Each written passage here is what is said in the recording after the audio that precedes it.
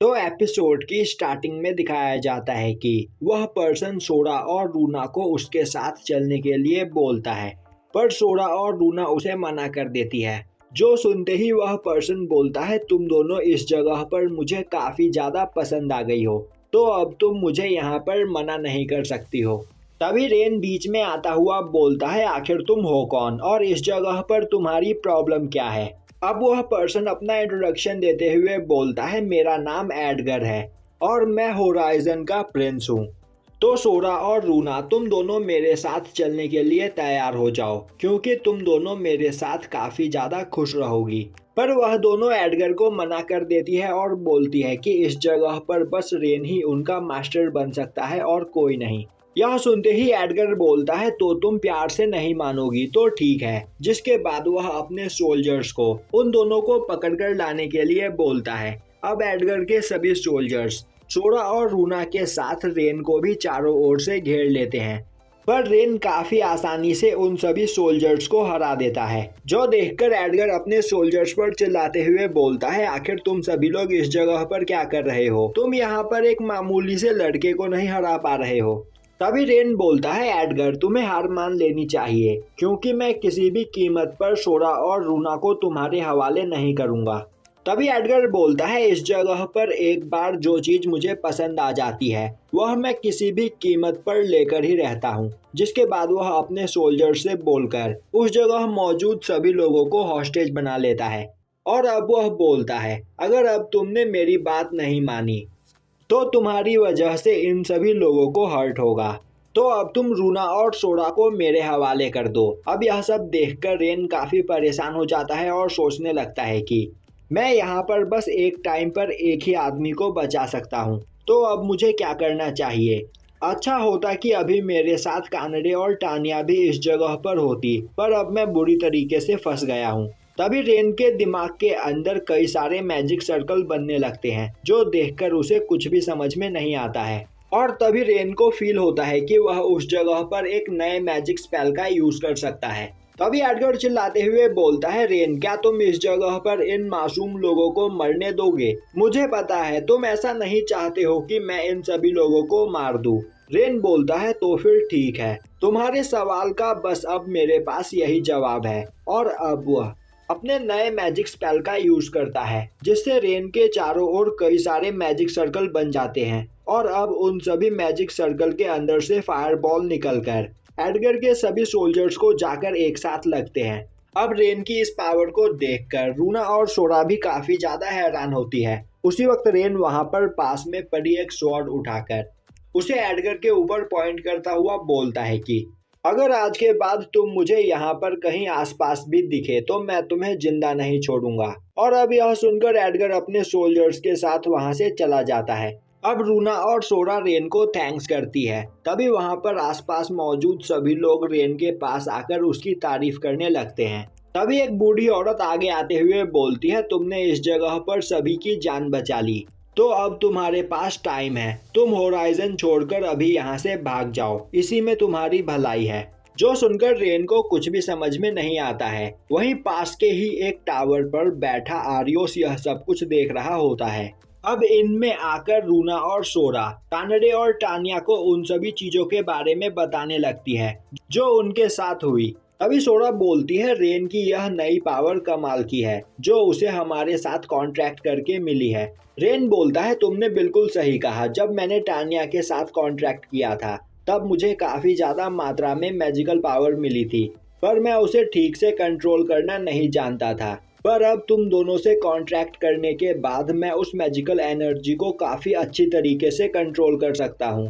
तभी रूना बोलती है, अब वह दोनों भी यूजलेस नहीं है। कानडे और टानिया की तरह उन दोनों से भी कॉन्ट्रैक्ट करने के बाद रेन को पावर्स मिली है, और अगर रेन इस जगह पर थोड़ी प्रैक्टिस करेगा तो वह अपने पावर्स को और भी ज्यादा अच्छी तरीके से यूज कर पाएगा। अब कानडे और टानिया भी सोरा और रूना की तारीफ करती है। तभी कानडे बोलती है कि वह उस पर्सन को जिंदा नहीं छोड़ेगी जिसने इस जगह पर रूना और सोरा को परेशान करने की कोशिश की। तभी रेन बोलता है, टाउन वालों ने हमें बताया कि एडगर एक इवल पर्सन है जो यहाँ आसपास से लड़कियों को किडनैप करके उन्हें अपने पास कैद करके रखता है। यह सुनकर टानिया को काफी गुस्सा आता है और वह बोलती है कि एडगर भले ही किंग का बेटा है, पर वह इस जगह पर जो चाहे वह नहीं कर सकता है, तो उन्हें एडगर को सबक सिखाना चाहिए। तभी कानाडे बोलती है एडगर इस जगह पर काफी लंबे समय से क्राइम कर रहा है, तो यहाँ के नाइट फोर्स उसे रोकते क्यों नहीं है। तभी सोरा बोलती है उन लोगों को नाइट फोर्स के पास जाकर एडगर की कंप्लेन करनी चाहिए, तभी इस जगह पर कुछ होगा, वरना एडगर लगातार इसी तरह क्राइम करता रहेगा। टानिया बोलती है मेरे पास इससे अच्छा आइडिया है, क्यों न हम किंग के मैंसन पर अटैक करके एडगर को जान से मार दे। रेन बोलता है हम ऐसा नहीं कर सकते हैं। तभी टानिया बोलती है अगर आज हमने इस जगह पर कोई भी कदम नहीं उठाया तो एडगर इसी तरह टाउन के लोगों को परेशान करता रहेगा। अब रेन बोलता है यह एक सीरियस प्रॉब्लम है, तो हमें इस बारे में शांति से सोचना होगा। और अब रेन को उस ओल्ड लेडी की बात याद आती है और वह सोचने लगता है कि एडगर इस जगह पर टाउन के लोगों को हर्ट करने में भी थोड़ा सा भी नहीं हिचकिचाया, तो अगर वह लोग इस जगह पर रुके तो टाउन के लोगों को इस जगह पर खतरा हो सकता है। तो क्या अब उन लोगों को टाउन छोड़कर यहाँ से चले जाना चाहिए। और इस बारे में सोचकर रेन परेशान होने लगता है। तभी कानाडे बोलती है रेन तुम इस टाउन को छोड़ने के बारे में सोच रहे हो क्योंकि तुम यहाँ के लोगों को सुरक्षित रखना चाहते हो। यह सुनकर रेन काफी हैरान होता है और बोलता है कानाडे आखिर तुम्हें यह बात कैसे पता चली। टानिया बोलती है हमें तुम्हारे बारे में सब कुछ पता है, हम जानते हैं कि तुम कब क्या सोचते हो, और अगर तुम इस जगह पर टाउन के लोगों को बचाना चाहते हो तो तुम्हें यहीं पर रुककर प्रॉब्लम को फेस करना होगा। और तो और हम भी इस जगह पर तुम्हारे साथ है, तो तुम्हें परेशान होने की कोई जरूरत नहीं। अब उन लोगों की बातें सुनकर रेन काफी खुश होता है और बोलता है तो फिर ठीक है, हम इस टाउन में रुककर ही इस प्रॉब्लम को सॉल्व करेंगे। अब हमें मैंसन में एडगर को दिखाया जाता है जो नाइट फोर्स के लीडर से बात करता हुआ बोल रहा होता है क्या आज दोपहर में तुम्हारे पास मेरे खिलाफ कोई कंप्लेंट आई है। गिल्ड नामे जवाब देते हुए बोलता है अगर आपके खिलाफ इस जगह पर किसी ने कंप्लेन की भी तो मैं उसे देख लूंगा। अब एल्डर गिल्ड को पैसे देते हुए बोलता है तो फिर ठीक है, तुम्हें इस जगह पर मेरे लिए रेन को पकड़ना है और कल दोपहर तक तुम रेन को पकड़कर मेरे सामने पेश करो और इस काम की तुम्हें मुंह मांगी कीमत मिलेगी। जो सुनकर गिल्ड वहां से चला जाता है। वहीं एडगर सोच रहा होता है कि भरे बाजार में रेन ने उसकी किस तरह बेइज्जती की थी और यह सब सोचकर उसे काफी गुस्सा आ रहा होता है, जिसके बाद वह एक बैल बजाकर उस जगह पर किसी को बुलाता है और तभी दरवाजा खोलकर एक फॉक्स गर्ल कमरे के अंदर आने लगती है, जिसे देखते ही एडगर उसे पकड़कर काफी बुरी तरीके से मारने लगता है। वहीं वह रेन का पूरा गुस्सा उस फॉक्स गर्ल के ऊपर उतार रहा होता है। अब हमें दिखाया जाता है कि अगले दिन रेन और कानाडे नाइट फोर्स के पास एडगर की कंप्लेन लेकर आते हैं, पर उस जगह पर एडगर का नाम सुनते ही वहां मौजूद लेडी कंप्लेन लिखने से मना कर देती है। तभी उस जगह पर कुछ नाइट पहुंच जाते हैं और वह रेन को देखकर उसकी बेइज्जती करने लगते हैं। और अब वह नाइट हंसते हुए बोलते हैं तुम जानते भी हो कि एडगर कौन है, उसके खिलाफ कंप्लेन करने के जुर्म में हम तुम्हें पनिश कर सकते हैं। वहीं एक जगह से छिपकर एक लड़की उन सभी की बातें सुन रही होती है। अब यह सब सुनकर रेन को काफी गुस्सा आता है और वह चुपचाप उस जगह से बाहर निकल जाता है। अब रेन और कानाडे आपस में बात करते हुए जा रहे होते हैं। वहीं रेन गुस्से में बोल रहा होता है कि एडगर ने इन सभी को पैसे खिलाए हैं, जिस वजह से यह सभी लोग उसकी कंप्लेन लिखने को तैयार नहीं। तभी कानाडे को फील होता है कि उनका कोई पीछा कर रहा है और अब वह उस पर्सन को बाहर निकलकर आने के लिए बोलती है। तभी एक गली के अंदर से एक नाइट निकलकर बाहर आती है, जिसे देखते ही कानाडे बोलती है तो क्या तुम इस जगह पर हमारा पीछा कर रही हो। वह नाइट माफी मांगते हुए बोलती है नहीं ऐसी कोई भी बात नहीं है, मैं बस इस जगह पर तुमसे बात करना चाहती हूँ। अब उस नाइट के बात करने के तरीके को देखकर रेन सोचने लगता है यह एक नाइट है पर फिर भी हमसे इतनी पोलाइट होकर बात कर रही है। अब वह नाइट अपना इंट्रोडक्शन देते हुए बोलती है कि उसका नाम स्टेला है और वह नाइट फोर्स की वाइस कैप्टन है। अब रेन और कानाडे भी अपना इंट्रोडक्शन देते हैं, जो सुनकर स्टेला बोलती है मुझे लगा ही था कि यह तुम दोनों हो। मुझे पता चला था कि एबॉन फ्लैग गैंग को एक बीस्ट टेमर और एक कैट स्पिरिट ने मिलकर पकड़ा था। उस टाइम पर एडवेंचरर्स हमसे मदद मांगने के लिए आए थे, पर इस जगह पर मौजूद नाइट्स ने उनकी मदद करने से इनकार कर दिया। और इस बात का मुझे बहुत पछतावा है। और मैं यह भी जानती हूँ कि एडगर इस टाउन में कई दिनों से क्राइम कर रहा है, पर मैं अकेले उसका कुछ नहीं बिगाड़ सकती हूँ। इसीलिए मैं चाहती हूँ कि तुम दोनों मेरे साथ मिलकर काम करो। एडगर के खिलाफ इस जगह पर कोई भी नाइट खड़ा नहीं होगा, क्योंकि एडगर हर महीने इन सभी को पैसे देता है और इन सभी को यहाँ पर इतने पैसे मिल जाते हैं कि इन्हें कोई भी काम करने की जरूरत नहीं पड़ती है। और इसी वजह से यह सभी लोग एडगर के कुत्ते बने हुए हैं। यहाँ तक कि हमारा कैप्टन गिल्ड भी एडगर का गुलाम है।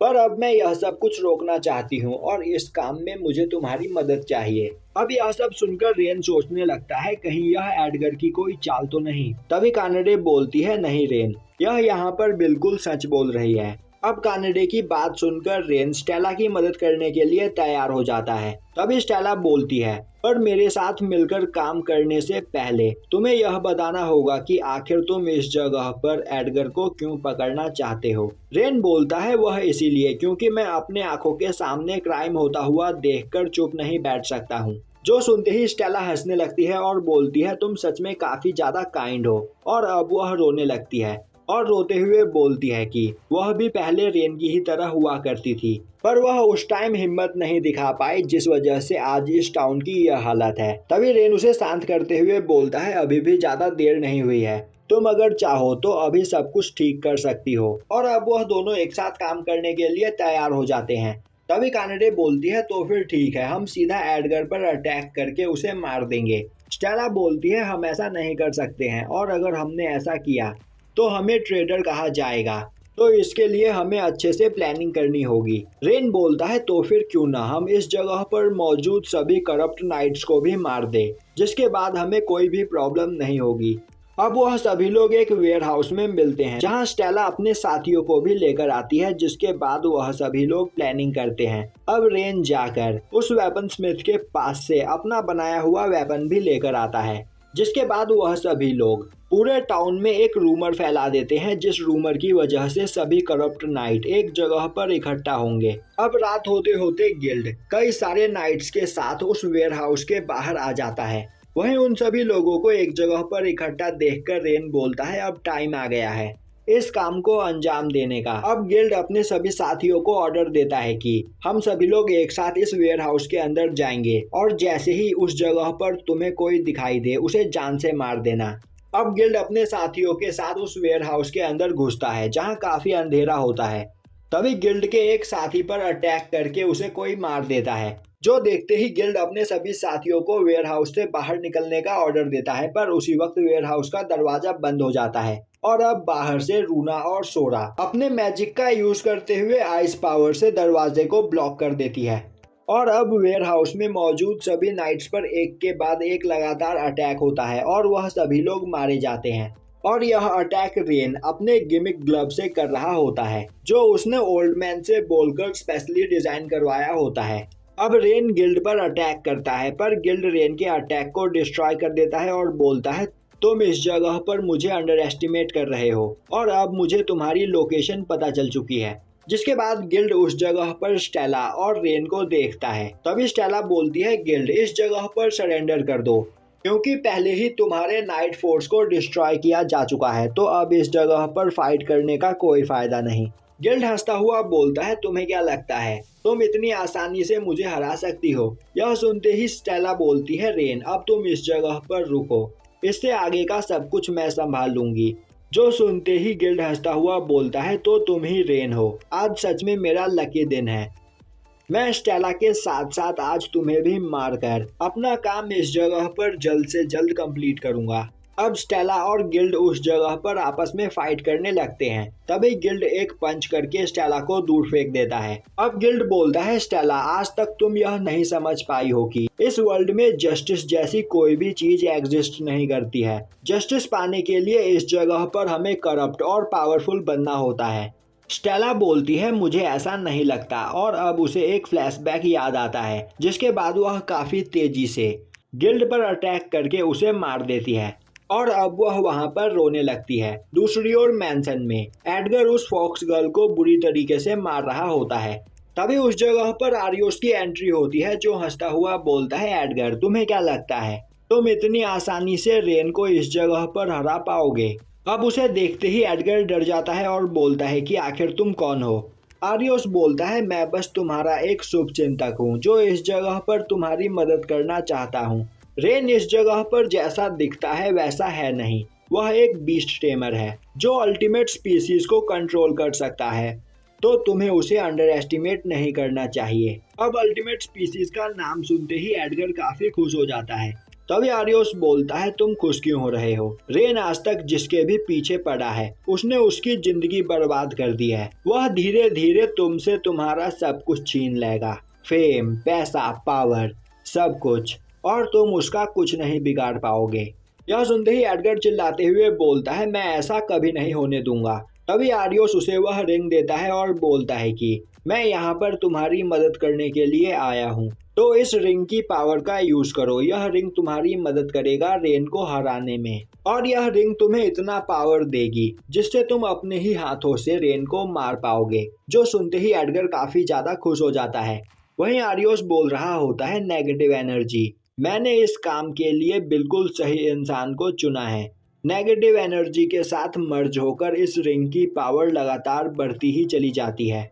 वहीं पर एडगर बुरी तरीके से हंस रहा होता है और अब आरियोस उस जगह से गायब हो जाता है और यहीं पर यह एपिसोड